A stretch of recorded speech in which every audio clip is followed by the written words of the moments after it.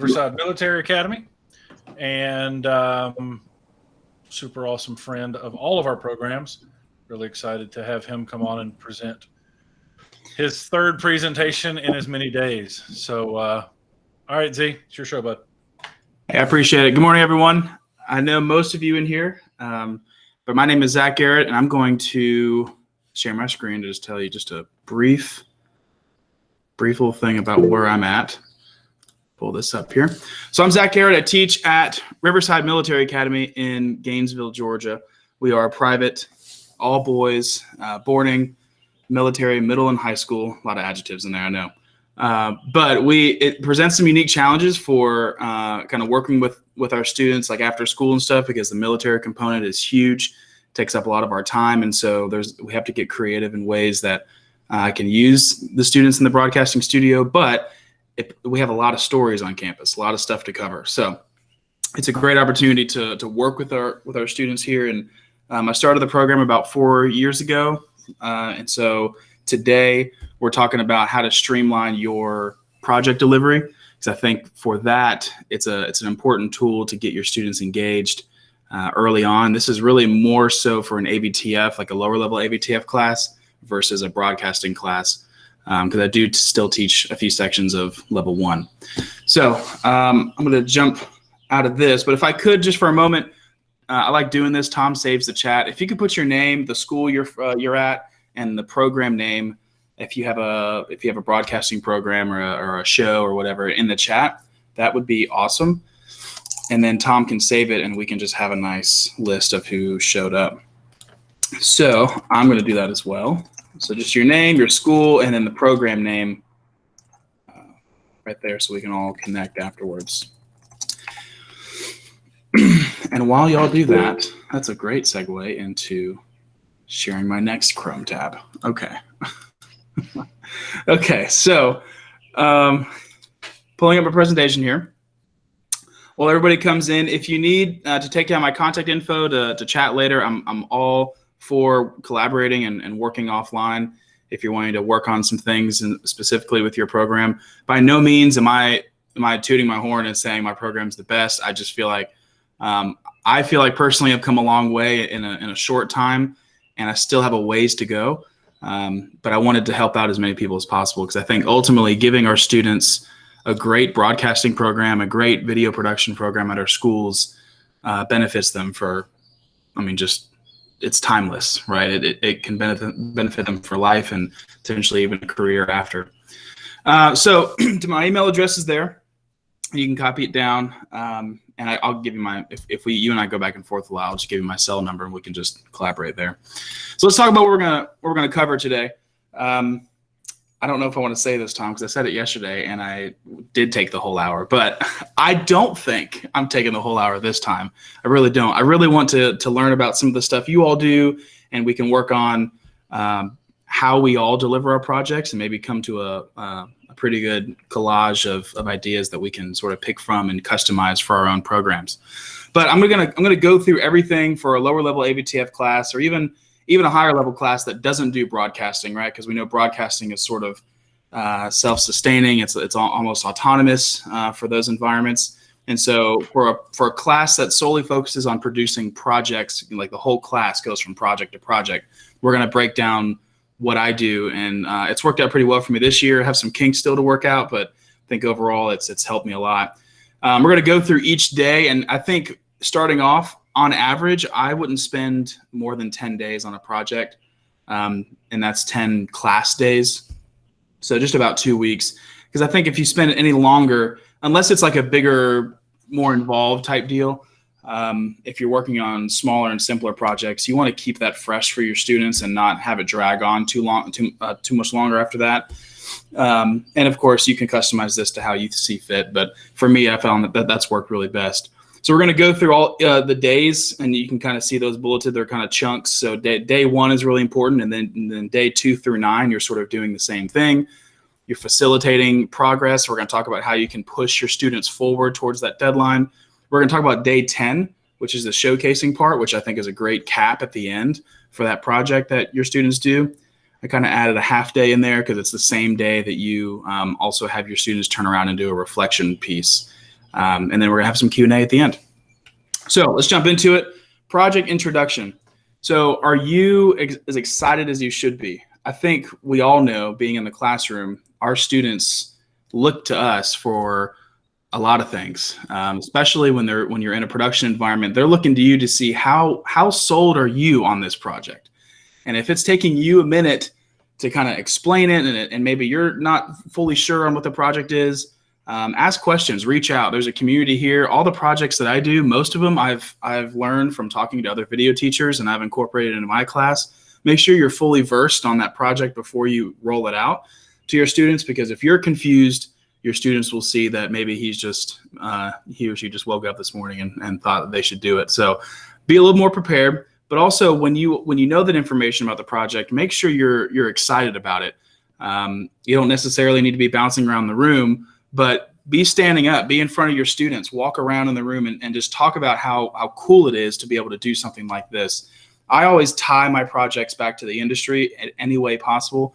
The example I'm going to be using today is the Foley project, which know a lot of us know and love. And if you don't know it, it's the art of recreating sound and sound effects for film. And it's a really cool project because they get to learn about a whole other side of film that they had no idea existed. And so we talk about that project, and I talk about, hey, you experience this all the time. You experience Foley in almost everything you watch as it relates to film. And they had no idea that even existed. And so it's a really cool way to tie it into what they experience in real life.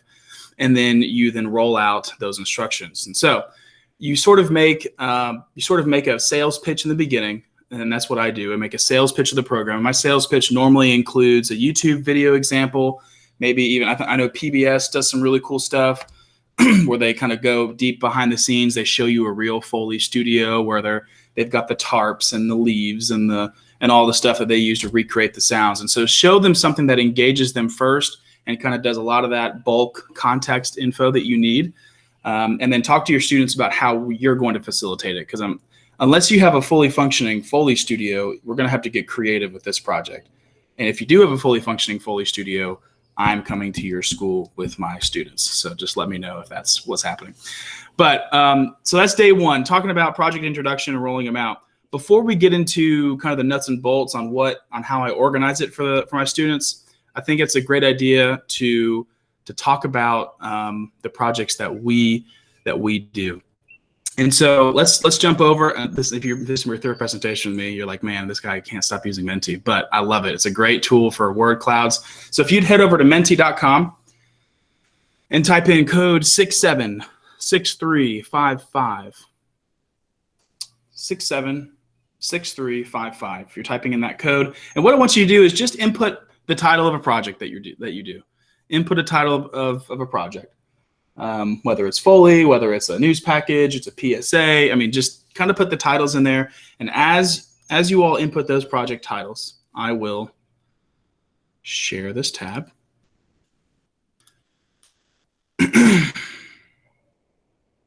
Awesome. Ooh, salad scenes. Parody commercials. I love it. Look at that. Dream project, documentary, short film. Film scene recreation. I'd love to hear some more about some of these because I don't. Parallel action. We have to probably save some time in Q&A to kind of dive into some of these because I'd love to hear about what these are. A few of them. One act. Yeah. 6-shot story. Beekner, is that you? I feel like it might be. And you might be muted, by the way. Okay, so we're going to take just a few more responses, and then we'll go into how we introduce. Awesome. Call it what you want. Social media posts. I love it. Okay, awesome. Freestyle project. Sound design. Ooh, podcasting. I'm trying to get into podcasting this year with my kids. I'm trying to see if they can lead a podcast where they can work with other students. So I'm excited to do that this year. Awesome. This is great. So I'm going to take a screenshot of this and we'll save it and have it available. to you. And so we have some really, really cool projects. And I'm going to jump over here to back to my presentation. And so, we have some really, really cool projects that we do with our students. This was actually one of the ones from last year when I did this presentation. But the projects that we roll out to our students, we need to think about strategically how are these projects helping our students. We don't just want to go every 2 weeks and drop another project just because we're trying to keep them busy. We need to figure out what skills are they learning in these projects that actually will help them be a better filmmaker, be a better if they're trying to go into journalism, they'll be a better journalist. I mean, just whatever you're thinking about, and gives them a full, well-rounded view of production. And so we talked about this earlier, but I just want to jump back. I love this picture here because the students, it's all about that first day. How excited are you to roll out this project? And you can see this teacher here is right in front of the students. And I know this is kind of it looks like a traditional setup, but you're not sitting behind your desk, right? You're either standing up or you're sitting down, kind of like he is on his desk, where he's trying to be a little more comfortable with his students, and he's asking students about their opinion and calling them out or for different things. And so when you're rolling out your project, you really need to look at all those aspects, just like we do when we create films and we create projects, is that we consider the sound, the lighting, and all these details. Those details should be considered when you're rolling out your project, because your attitude, your approach is really going to show the students how much they should care, because they're looking at us directly. So we have some great projects, and so one thing I want to show you today, kind of the bulk of what we're talking about, is the organization of how the project is delivered, keeping your students organized. So the question I have then for you is, on that day one, are you showing your students how to be organized in film? Raise your hand if your desktop, when you're working on a film, is cluttered with assets for your projects. I know my hand's raised, right? We just clutter them up, and that's how it is. Sometimes we're moving super fast, and we've got assets everywhere. We've got we've got a script over here. Maybe it's written down on a napkin, or maybe it's written on a Google Doc somewhere, and so you've got things all over the place. And I think starting out our students, especially in level 1, keeping them organized and showing them that there is a true way to try to be as organized as possible with your production will help them meet that deadline. Because that's what we're trying to do, right? You start with simpler projects so they can learn the art of starting a project and finishing it on time. Then you can start getting the more complex project where if they don't necessarily meet that deadline because they're just really trying to work on this one scene, that's fine, right? That's a better problem to have than somebody just not working at all. So let's talk about, I'm going to demo something really quick. Let's talk about how I organize the project delivery as it relates to student organization of content. So I'm going to stop presenting, jump tabs. There really should be like a jump tab thing while you're presenting, but if anybody works for Google, holler at them. All right, let's see. There he is. There he is. If you open a different Google Chrome tab, it'll say share this tab. No way. Really? No way. Yep. Well, learn something new every day, even while you're presenting. Thanks, Tom. Appreciate it. Okay, so if you can see this is a Google Sheet, and if you see the multiple tabs at the bottom, and this will be available to you with that big folder that Tom's creating. I'm going to share all the stuff. But every single project that I release to my students, I tag a Google Sheet with it. And so I'm going to go through some of these tabs to show you, but the main purpose of this is their central hub for their assets, for their ideas, for their scripting. And it also helps you for accountability with grading, because I know for me, one of the things I really struggled on my first couple of years was, how do I assess something that's so creative and just so out there, right? Like, how do you put a number? How do you quantify it? Here's one of the ways you quantify it. The first tab is the production log. I tell my students every day, this is after day 1, right? So day 2 through 9, while they're in production, you have to log your work every day. And they're saying, well, what does that mean? Okay, so today, let's pretend this is day 1. They're going to click in here, and they're going to click this, and they're going to put project intro by Mr. Garrett, and maybe I took 35 minutes. And that looks it looks kind of like, well, I mean, why do they need to log that? It keeps them accountable for their own time. Okay. Every day they do something, they have to log it, and they have to log an approximation of the minutes. And this is something that I'll show you later. The last tab is called the scorecard, and I'll show you how that all incorporates into the grade. But every day they have to log something. So say you have a 55-minute class. If they spent 30 minutes planning and then 20 minutes actually filming, they need to log those down as 2 separate entries, right? So if it's day 2, I'm coming in here and we planned with group and we spent maybe 25 minutes. And the reason they do this, finally got to filming, and they only got 25 minutes there. The reason why they do this is, again, when they look back at their project, or maybe they didn't meet the deadline, or maybe they were rushing at the end and they're just struggling. Mr. Garrett, I can't figure out, how can I meet these deadlines? Well, let's look at your production log. Let's see where you spent your time. That's a big area that helps these students keep account for their time. Now, this is the honor system. Will you have students that fill out their production log the day before it's due? Yes, you will. What's great about Google Sheets is that you can see, you can just click show changes and you can see that they just added all that on that day. So there's a point value assessed with filling this out day by day. And what we do is, I don't know, some schools are different, but I know our school, we have a bell that rings at 2 minutes before the class ends. And it's kind of a bell for the teacher to remind you, hey, it's time to wrap it up. That bell for us is a reminder for them. As soon as that bell goes off, everybody stop production, open up your logs, and log today. What did you do today? And that's a big deal, right? And yeah, I agree, Bill. I mean, emphasize honesty in the industry. That's a huge point. So let's go into the next tab. So they're logging their work every day, and the log is the first tab because that's the most frequent tab that they're on, right? So as soon as they open the document, they don't have to ruffle through tabs and find the one that they were working on. Jeremy, yes, this is for individuals. So even in group projects, every group member will have their own document, and it's really easy to create in Google Classroom. You just make a copy for each student. The next tab is called Deadlines and Instructions. And so this is an area for you to put kind of your information when you're creating this document before you release it digitally to your students. I put the project title, I put the target duration, okay? And then I put, look at this, the deadline section. And those that were in my presentation last year, y'all remember I talked about I do everything on paper with this stuff. So I switched to digital for lower levels because it just makes sense. I'm still on paper and broadcasting, but this stuff is all digital now because it's easier to track.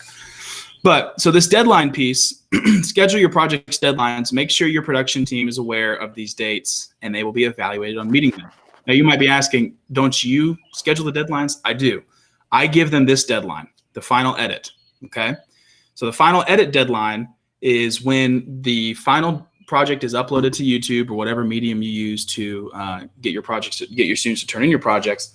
But I give them that. Another deadline I give them is equipment deadline or sound. Like for example, Foley was the sound collection deadline. So what I did was they were all using the Zoom recorders for getting Foley done. And on the sound collection deadline day, I shut the door to the equipment room and all the Zooms were locked in there. Because I told them this on day 1.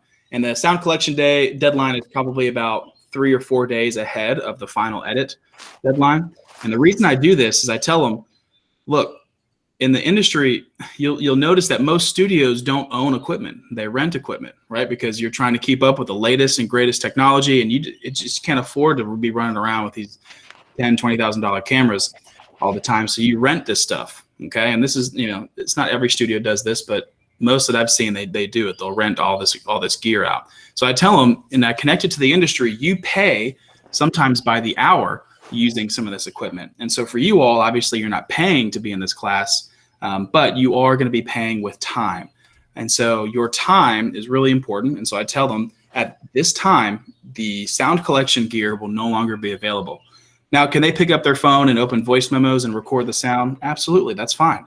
They can be resourceful, but they're not going to get the high quality gear that they could have used originally. And you got to be creative about this if you're going to really be set on doing an equipment deadline before the final deadline is done. Because if you don't have enough equipment for your students, you have to juggle that. And I know for me, I don't have enough Zoom recorders and cameras for each kid to have one in their hand. And so I time my projects in such a way where each group can use them and they can get their stuff done by that time. Does that make sense, everybody? So we understand the equipment deadline is used to teach them to be efficient with their time and not just finish by the final deadline. So you're kind of keeping them accountable throughout the whole production process. Okay, and so at the bottom, they fill out these positions. I normally, under the positions tab, or the positions section down here, they will fill out what members in their team are doing what. So if I have a member in a team that does the sound capture, he's the one that's responsible for holding that mic and recording it. I would always recommend you have somebody do a BTS of every project behind the scenes, because guess what? If you have a student recording behind the scenes of every single project that goes on in your class and they turn that in, you just have a bunch of footage now to promote your program and promote it to your administration and have footage of your students working. That's huge. Use that, use it. And that is direct B-roll for our new show, that BTS footage. So always have somebody capturing BTS footage and tell them where to put it. We talked about it yesterday. We have a centralized network attached storage system. And so it's a local server that holds all of our videos, about 16 terabytes. It cost us about $1,000 to get, but man, it's been worth it big time, because we don't have to rely on the network or downloading from Google Drive or something. Like, it's just all available for them. Yes, I can recommend NAS drives. I know I got an email about it too, but I was going to get to it. Western Digital was the one that I have. You can just Google Western Digital NAS. I think it's the PR 4100 that we have. You'll need guidance from your IT department to make sure you're buying the one that works best for your school. Okay, so the students fill out these positions. So they decide within their group, and if a Foley project, normally I have about 3 to 4 students in a group. They will decide within their group who's doing what. I'm not doing that. They do, because they know each other's strengths better than I do. Okay, and look at this down here, project instructions. I will paste the project instructions that are also on the Google Classroom, and it's also attached to their gradebook. I mean, the instructions go everywhere. There's no excuse. They can see it here. So that's really the best way to do it. Put those instructions down here. And I just clipped about 60-second clips from Monsters, Inc., The Incredibles, Toy Story, and stuff like that, and I just muted it. But I'm having them follow those instructions below. All right, let's look at the storyboard tab. Now, I know a lot of us that work in film specifically that we love to draw and sketch each scene out, and that's great. For me, I like more of following a shot list, and so I guess I could really call this the shot list tab, but I kind of call it storyboard to kind of get them thinking about the details of each shot, understanding where, like what they're capturing and when. And so for Foley specifically, because they're not filming, they're only capturing audio, what I make them do is, if I give them 60 seconds of Toy Story or Monsters, Inc., right, they have to go through the time code and listen for each sound. And so I give them the real footage first, the 60 seconds from the actual movie. I give them that. And almost always on that day 1 or day 2, those groups are just sitting in a group with headphones in, just replaying it over and over and over to try to understand what sounds are happening. And we know that Foley sometimes, they don't always get sounds, so they have to create them on their own and figure out what sound will work best here. But for students, they need to understand, they need to hear those sounds first so they can understand it. Because some of the stuff you get turned in, they don't realize it until they turn it in that, dude, you missed a whole section of sound there. Like, what happened when he put his cup on the table? Oh, I didn't even think about that. Yeah, well, I mean, it feels weird because he's putting the cup down and I don't hear anything. There's ice in that, and where the ice was moving around in the water, and I didn't hear any of that either. So what I make them do is I make them go through the time codes of that, so 0 to 60, and they listen for sounds. And so when they go through, say, for example, in Monsters, Inc., the first scene that I had them look at was the where all the monsters are this is Monsters, Inc. 1. They were marching into the scare floor. And so Sully was in the front and they were kind of marching forward. So I would put from 0, 0, and this is not full time code. This is just 2-digit time codes because it's 60 seconds. But it was probably 0, 0 to 0, 4. And what type is it? Is it a dialogue or sound? Because I also make them recreate the dialogue too, because I think that's kind of fun to hear their voices. So they put sound and they put footsteps. footsteps on concrete, right? And so they're doing this for the entire project. Now, if you're not doing Foley, if you're doing a standard project where they're filming, the type will be the shot type, right? It might be a medium or a close-up or an insert shot. Like you can have those as shot types versus just sound. But this is very specific for Foley. So you'll need to change this document for every project that you do, but keeping the skeleton of it really keeps you organized. I give my students a choice when we do Foley. They have 3 of them. I think it's Toy Story, Monsters Inc., and like The Incredibles. And so they get to choose whichever one they want to do, and they put the film name right over under film, so I can know which one to grade. All right, the last tab before scorecard is the equipment checklist. This is not required for them, but I always put my entire inventory on this tab because I want them to understand that this is the equipment you have access to. So what they'll do is if they need a DSLR, right, they'll just put a number 1 next to it, and the total items needed, it calculates over there for us. If they need a zoom, we need probably a zoom. We need probably an XLR cable. If we're also using a tripod, so we got a VT300, and so they're adding all this up. And the reason they do this is to plan first, because I don't have 100 cameras for all my students to use. So they choose which camera they want to use and which microphone and what cables and all that. Then they will go to the equipment room, and I have a student that we call the production technician, and he's in there in that equipment room checking out stuff to the students on a first come first served basis. The students cannot check out the production technician cannot check out stuff to the students unless they have this tab filled out, right? It's not a graded item for me. It's just so they're organized and they know what they want. Because here's what happens. We're really condensed. We got 50 minutes to get our stuff done in our class time. And so if a group just goes up there to the equipment room and just like looking around like it's a Home Depot trying to figure out what they need, you're burning time for students behind them in line. So I need you to be prepared before you go up to the equipment room and know what you want. Also, that production technician is a student, and that student also has a project. So he's not sitting in there for 50 minutes waiting for you to come in there and ask for equipment. He's got 7 minutes to get that equipment out, and then he's got to lock the door and go. Okay, the last tab is the scorecard. This is where I grade them. And again, this changes based on each project. But look at this. My projects are worth 30 points. I'm on a point system in my class. And so I kind of detail each item that they need to do to achieve the grade that they get. And what's cool about this, and I guess I'm missing a tab here. There's normally a teacher tab next to this. I guess this template didn't have it. But I normally have a teacher tab next to this. I make them grade themselves first. And I tell them, like, your grade doesn't impact your actual grade. So be honest with yourself, critical. Analyze what you might have missed. And so what they do is they go through, and I check this. Is the project plan and log tabs filled out? So the plan, like, and this changed a little bit, and I have to update this for the fall, but the deadlines and instructions tab is what I'm talking about when I mean project plan. And then the log tab. So I'm checking both of these, and it's worth 6 points already. And I show my students on the projector, and we go through this every project, even if it's in April and they've done this the whole year. I still do this so they understand the impact of their decisions. I said, if you just blow off the log and you blow off the deadlines and instructions tab, I do the math for them. I pull up a calculator on the screen and I take 6 points off of 30, and then I divide 24 out of 30. I'm like, that's your grade if you have everything else perfect. So I just show them this is what happens if you don't fill this out. Storyboard tabs the same way. 3 points there. So that's 9 points that they won't get if they don't take this seriously, if they don't fill all this stuff out and be organized. Behind the scenes, so that's obviously one student that gets that done, but it's the group's responsibility to get that done. So if that student gets it done, then check, the whole group gets the points.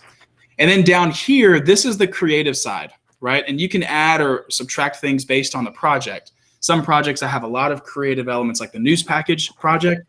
There's several creative pieces that they need to hit with that news package, because there's the stand-up, there's the voiceover, there's B-roll, there's interview.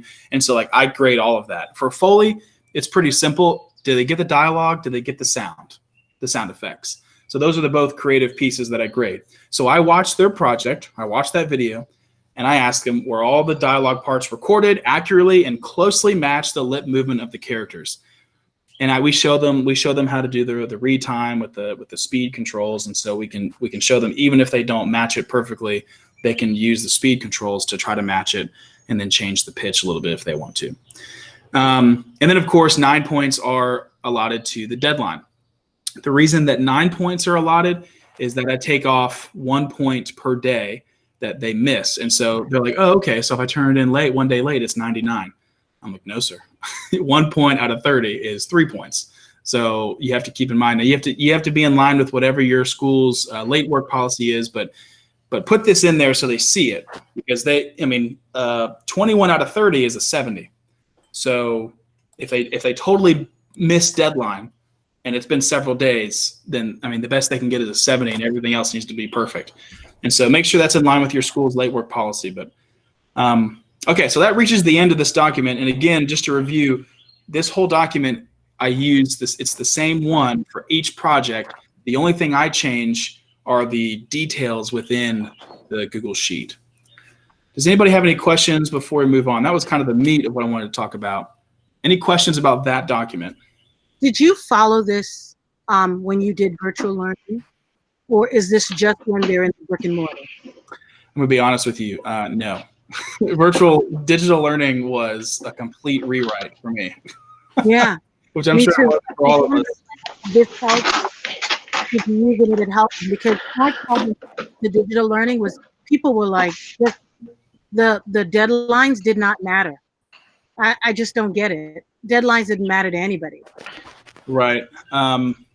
For us, we try to maintain our deadlines. We didn't. I know a lot of districts and counties, they froze grades, and that was above what you can control as a teacher. I found for me, I'll just be honest with you, I felt like this was too complex to deal with from afar. A lot of us, like since we're a boarding school, 30% of our students are international. And so I had probably a good chunk of my class that was in a different time zone than me. And so having to work with all these intricacies and complexities with all the scorecard and making sure all the documents and pieces are filled out, it was too much. So because I like to check in with them in person, I'll pull up their log right there in front of them in class and talk to them about it. So I simplified it. I went to really simple projects that here's your task, here's the place where you can plan it, and then let's get it done. So any other questions about the document? Yeah, I've got a question. Throughout the project, do you have the students change the roles throughout, or are they locked into that role for the whole project? They are locked into that role for the whole project. But if one of them one day says, I'd rather do camera than be on screen, that's fine. That's y'all's decision. Make sure it's updated in each one of your documents. I try to give as much power and autonomy to the students to make those decisions for themselves. But yeah, that's what we do. Nice. I got one more question. Yeah. I did the Foley project as well this year, and it went pretty great, except for it was way too long. I had them do 4 minutes versus 1 minute, so it just took a lot longer than expected. But with filling out the log, that was the biggest challenge. So is there a way that you found to have them digitally turn it in so you can monitor it like on your computer versus going into each student's computer to check in if they're filling in the log? Yeah. I'll show you right here. And I use Google Classroom. I'm not sure if that's what you use as well. That's what we use. I'm going to share this tab. And Tom, I totally forgot to do a little Twitch tab thing. Don't hate me. Okay, here we go. Okay, so this is my Google Classroom. Hopefully it's coming through for you all. Okay, so if you go under classwork, I've got all of my stuff separated by spring projects. And so within that project, like project music video or project interview, I go in here, there's all the instructions, I hit view assignment, and then I go in, and I've already graded these, so I guess it's not going to show us, but like each student, I can go in and click on his document here. And then I can go through all of his tabs and check it really quick. And I do this right in front of the student. So do they turn in the document at the very beginning? Because when I share the document, I found that they've had to like make a copy of the Google Sheet so they can actually edit it. How do you No, you do, and you create an assignment, you attach it to the assignment, and then you hit make a copy for each student. As soon as you do that, you have immediate access to hop in and view, even if they don't hit turn in, which that's why I'm not a stickler on hitting the turn in button, because I can see it regardless, because once it's attached and you hit make a copy for each student, you can see it the entire time. The problem with turning it in is then they can't make edits. And so I will watch them. I will kind of go throughout the project and check in on their stuff. And that's actually, that's a great point. That leads straight into my next thing. Oh, I just used it, Tom. I just jumped tabs. Look at that. So let's talk about, so let's move forward and talk about what we're doing. So while our students, so that was just kind of the organization of all the projects. And so as a teacher, here's what I'd recommend you would do during the days 2 through 9. I always start my class while we're in production with a check-in, and the check-in normally has announcements or different things like that. But if like during that check-in, if I have no announcements to make, it's just business as usual and no updates, what I will do is take the leader or the producer of each group, and I'll bring them up there and I'll say, okay, I want you to meet with your groups today, do a 5-minute check-in, make sure you're all on the same page, make sure, it collects sounds if you need to organize your sounds or whatever. And so the students will then lead their own check-ins. And so I make them check in first, because sometimes if they run in and get equipment, I found that they run in, they get the equipment, and 2 out of the 3 people are there, and those 2 will run off and go start collecting sounds or collecting footage. And then the other kid arrives right on time, and he's like, where's my group? And I'm like, So I make them all sit and check in for the first 5 or 7 minutes with each other. And so when you reduce your lecture in the beginning during production, you just give them that time to work. You increase production time significantly, and your kids will literally run to get into your class because they know they're not coming to sit to a lecture. They're coming to actually get to work. And you'll see that once you start implementing this, reducing that lecture time. And so what we talk about is student leads those check-ins, right? Hand the mic to them, let them do it. If you're doing an all-class project or larger groups, that student stands in front of the room. Now you can stand right next to them or stand behind them, so the students still understand who's in charge if it maybe gets out of hand. But the students, you'll find the students actually listen to themselves more than they'll listen to you. And so immediately a student gets up, and that's what I've found. Students will be attentive at first because their peer is up there, especially when they're talking about something production related. So the student leads the check-ins, and then what you're doing the whole time, this is what I found that works great, is I walk around with my iPad and I just have Google Classroom pulled up, and I will check in individually with each student if I can that day. Sometimes I get pulled in different directions, and y'all know about that. But if I can check in with at least each group and go through and say, hey, I see you're not filling out your production log. Is there something, are we putting it in the wrong place? Are we not getting it here because this is part of your grade, right? And the student go, oh yeah, that's right, I forgot to do it. Okay, that's great. So you're kind of facilitating process. You're pushing them forward in that right direction. And check in with students where they are. If they're filming outside, and I don't know what your school policies are. I know we all love doing the Beekner, which by the way, you should trademark that, Beekner with your room being empty. But for me, I love when my room's being empty, I record my Beekner really quick, and then I go out and then I check in with the groups on where they're at. And they love seeing it because right when I walk up to the group, they're like, oh, Mr. Garrett, check this out. We just got this really cool shot. And so you're out there with your students and you're checking in where they're at. And it connects it big time to what your goals are in the classroom when you're going out to them and checking in with them on their production set. So it's really, really cool. So at the end of the project, we've now reached the deadline. We're turning in the project. So day 10 is showcasing student work. I always take the opportunity to showcase students that want to show their film to the class. I mean, that's premiere day, right?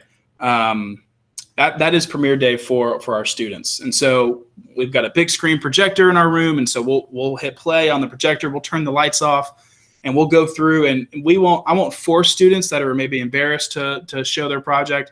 We'll try to encourage them. I'll go group by group, or if we're in smaller groups, I'll ask for volunteers. But what this does is it really builds community among your students. They love seeing each other's work. They love laughing and getting emotional over something. I mean, especially when some of these projects they get really deep with the students. And so they love watching each other's work. It drives the quality of projects, though. If your students know that at the end of this project, they're not just turning it in blindly to you, but they're actually turning it in and then showing it to the entire class, they're going to probably spend a few more minutes to make sure it looks good, versus just turning it in and you're seeing it and you're just scratching your head on why aren't these kids trying? Well, they're not trying because they have nothing to lose, maybe except a few points off a grade. But if you show their work in front of them, it's huge. It drives quality way up. Start off as a volunteer basis. You might only get 1 or 2 groups that want to show their work, but over time, your students will want to step up and do it. If nobody volunteers, then you just randomly pick one. You can use an online random name picker to not look like you're singling somebody out. But you want to show that work at the end of the project. So the day 10 and a half is a reflection piece. I always take a moment for them, that showcase day, when we're showcasing the project. That same day on our Google Classroom, the reflection assignment will drop. And so when I go over to share this tab instead, see, this is such a great feature. Okay, so when I'm on my Google Classroom here, you notice under classwork, I don't not only have projects, but I have reflections. And so each project is associated with a reflection. A reflection is a 250-word assignment. They have to write it. It's typed out. But I ask them questions. So look at this. Write a 250-word reflection on your experience creating a music video. What was it like working with your group? That's a big question because they will be really honest with you right away. My group was terrible. They didn't show up on time. They didn't do this. They didn't do that. And so it really helps you get some peer feedback as well. Describe the editing experience you had. What worked? What didn't? What would you like to do differently next time? So ask some of these questions to really get some real feedback from your students. Plus, it's a graded assignment. Plus, they get to reflect on their work. You all know that. I mean, how many times have you all just sat in your studios and reflected on that week or that day and try to figure out what you can do better next time? Reflection works. It's a great tool that helps students improve, and it helps us improve on future works that we do. Okay, we are near the end. So we've, again, the reflections are always 250-word reflections. It's so funny, especially if you have freshmen in your class, how big their eyes get when you say it's 250 words. And they're like, what are you doing? This is an English class. And it's like, you have no idea how easy a 250-word assignment is, especially when you get to college. When you get a 250-word assignment, that's like a free day to you. I mean, that's so easy. And so giving them a chance to write, and I see somebody putting in video reflections also. That's a great tool. That's a great tool as well. I like to focus sometimes on the writing because it sort of it grounds them a little bit because they get so in depth into the editing, and sometimes just writing it lets them do it. Maybe you could combine it. Maybe you can have a video reflection one time and then a writing reflection the other time. Ask those thought-provoking questions. Don't just ask questions to make it busy work and get a grade for your students, but actually put in there questions that you're curious about. What was it like doing this particular project? I love asking those questions, especially when it's a new project that I haven't ever done before. I will ask questions that I want to know the answers to. And then, of course, it's due the next day. Get it done right away as soon as possible. And when I say the next day, for me, we had class at 11:50. We got out at 11:50 today, and it's due tomorrow by 11:59 p.m. They have that night and the full next day to get it done. But that's sort of an outside of class deal. If you have a few minutes at the end, they can work on that, and they turn it straight into the Google Classroom. One of the last things that we do is the production portfolio. I have my students create this on day one before we do any production. They are creating a production portfolio. They create it on Google Sites. And so the reason why I'm talking about this is not only do they upload it to YouTube and they attach the YouTube link to the Google Classroom assignment for me to watch their project, they will also upload it to their production portfolio. And so when I switch tabs here,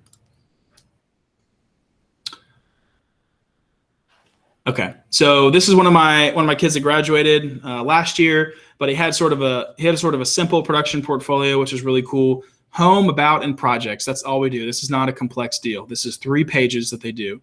The about page is a picture of them, like a nice headshot, maybe some details about their interest in filmmaking.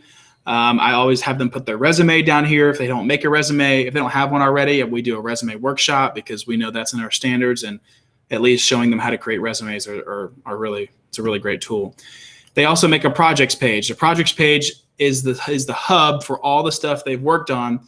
And what we make them do is we make them upload their video. And this is really just, if it's on YouTube, they just add the link. And they put over here what they did with that video. They're not taking credit for the entire video. I know you had help on it. So tell me what exactly you did.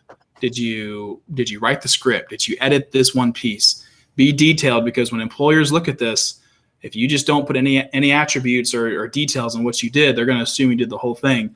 And if they want you to recreate that whole thing for their company or their business, you might be up the creek. So be very detailed on what you actually did and contributed to the video.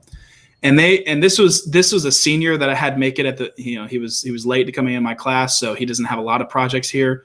But you have a kid that comes with you, is with you for 2 or 3 years. He's going to have a long list of projects, and even sometimes they'll break it down into like desk work or production platforms or stuff like that. So this is a really cool way for them to show off their work.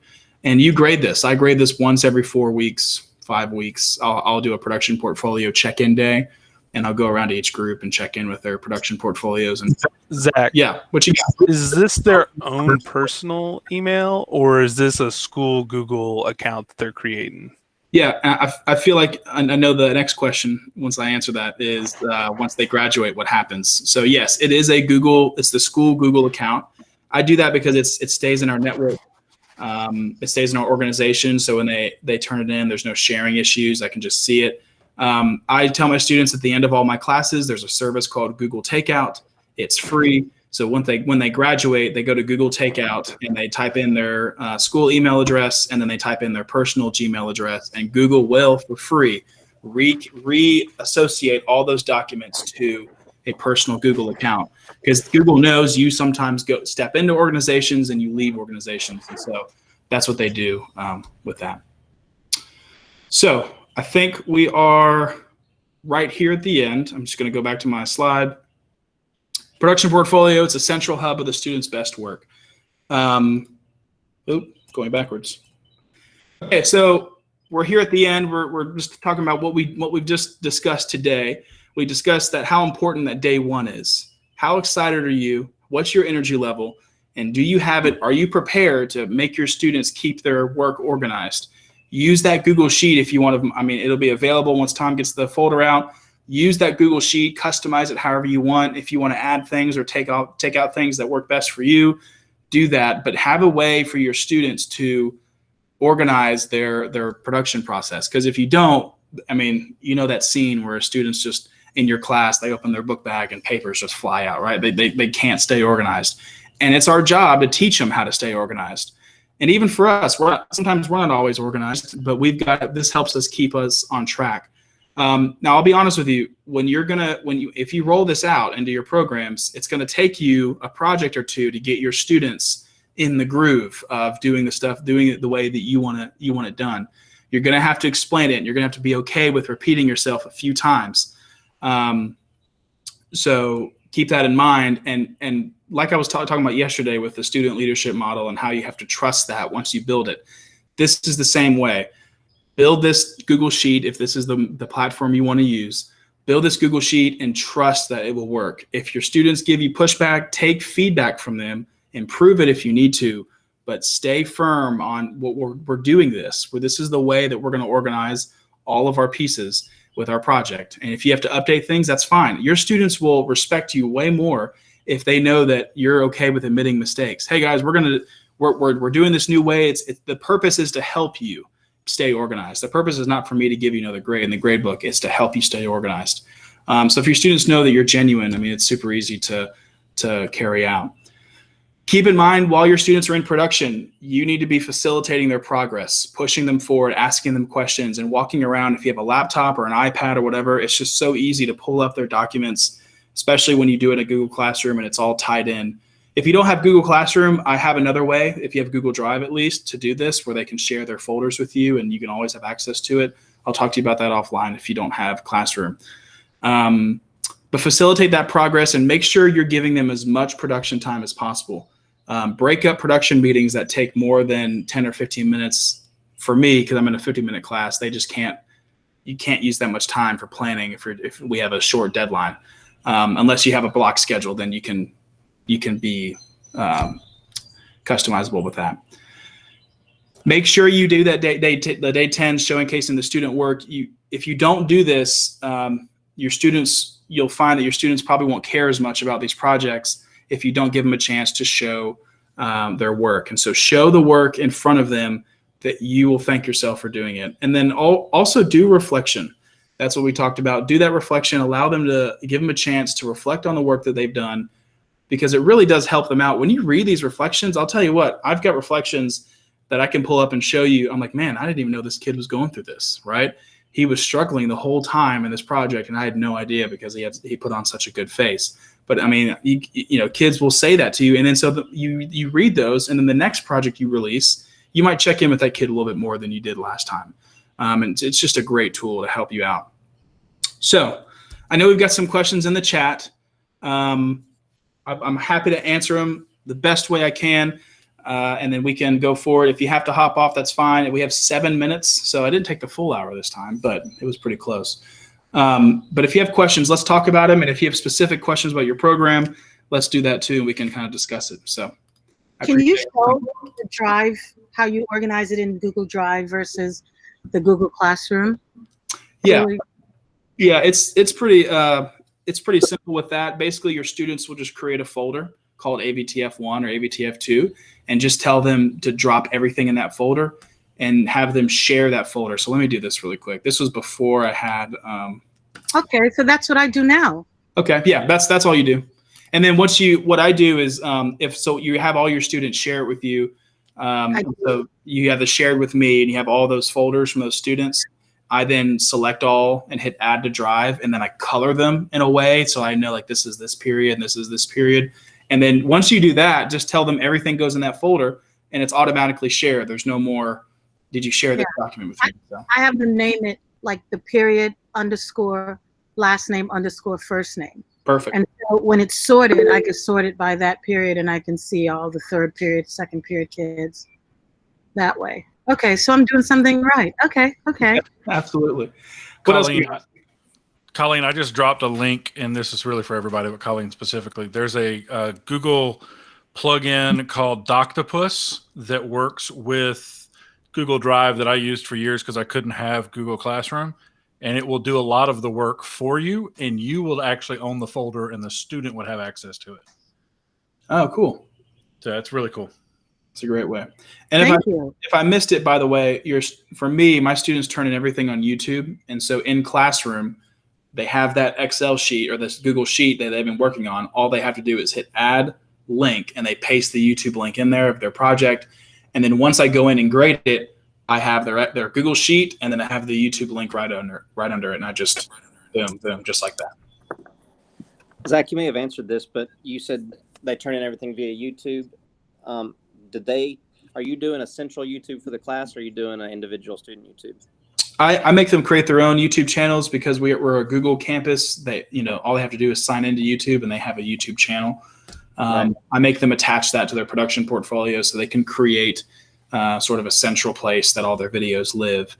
And then I take the best work that they do. I'll get that raw file and upload it to our YouTube. How do your students share the YouTube, or how do they share the video file after they've edited it with the other people in their group to upload it to their own personal YouTube? If there's multiple people working on a project. Yeah. So they'll have that video file that exports from Final Cut, and they will on that computer, and the kids will just rotate through. All 4 kids on that computer will then sign into their YouTube account, upload it straight there. And like I said earlier, we have a central network attached storage device. And so I make them always put their final project on that drive, that local drive, because that also turns into B-roll for us, for our news show class. I make them put all their raw footage there too. And you're thinking, oh my gosh, that's a lot. 16 terabytes is a lot to fill up for a class. So we have all this raw footage from all these projects. And we find that some of these kids get really good shots of things of campus that we're then able to tap in there and use for our new show class. And we always give credit if we use somebody else's footage. For the behind the scenes footage that they turn in as part of their project, that's just the raw footage, correct? Or are they editing that? No, yeah, they're not editing it. I want it raw so we can use it for all of our stuff. If they want to, sometimes I'll have students like, hey, can I put a little compilation together? Go for it. I never say no if you want to edit more. So what else, guys? What else do we have? I know we had some in the chat, I think, right? Did we answer all of them in the chat? How long does it take? Could you go more in detail? I know it's probably a lot, but could you go more in detail about how you do Google Classroom? Because I'll be starting that, but I don't know how to do it. I've done Edmodo and My Big Campus, but I want to know how Google Classroom works. Let's talk about that when people head out, because I'll stay on a few minutes with you and let me go through that with you, because that's going to be a long answer, but I can do it. There's a question about how long does it take. Thanks, Chris, for that. There's a question about how long does it take to set up their production portfolios. It takes one class period, one 50-minute class period. That's how long it takes. Do you adjust the timeline for students that miss several days of production, or do you opt for alternate work? That is definitely case by case. Yeah, that's something that I've sometimes struggled with. What I've done, if students are absent, I will, if they're absent for a majority of the project, what I'll do is some of the kids that work best, that work the fastest, that finish their projects early, that might not be in their particular group, I might have them step in and help. Like if that kid's doing a Foley project, he can't do the Foley project all on his own. He needs somebody to help record it, and he needs to make the sounds. And so I'll have one of those students help him or her get that done. Like be the second person in there, because normally you have kids that will finish the project way early before the deadline. And so you can use those students to then help another student out. But it just depends. If the student I had a student tell me, my mom scheduled a cruise for our family. And I said, in the middle of a semester? First of all, where are you going? And where's my invite? But yeah, so stuff like that, I'm like, I don't really want to spend the time, maybe trying to get something done on a project that is a whole project late. So I'll have them do a writing assignment, for that, and I'll have them research stuff about Foley, and we just have to move on at that point. Thank you everybody for your feedback. Any other questions? I'm looking in here, how many students per group per project? 3 to 4. It just depends. Sometimes you have to really be careful with that number, because you can have dead weights in those groups. And so what I do, like with Foley, I started doing two per group. So at that point, it's like somebody has to be recording, somebody has to be creating the sound. Do your groups rotate, Zach, even in ABTF? Yeah. Okay. Yes, they do. If I see that like groups pocket up, like they click up and it's always the same group, if they're a really productive group, I'm not gonna step in and change that. If there's somebody that I need to move groups, I'll say I'm rotating groups, and then I'll just release the names of the group. You can get there's like some random group pickers online that you can use. That's a great way to do it. In your early projects, I would definitely recommend doing that. But if students get in a groove and they're in a real creative mode with those students in the class, I wouldn't break that up. And if you've got kids that are struggling, then maybe ask some of those creative kids, hey, can you help out this student when you've got some time? And I try to mix things up, but I do a little bit of both with that. How many students are production email related or personal?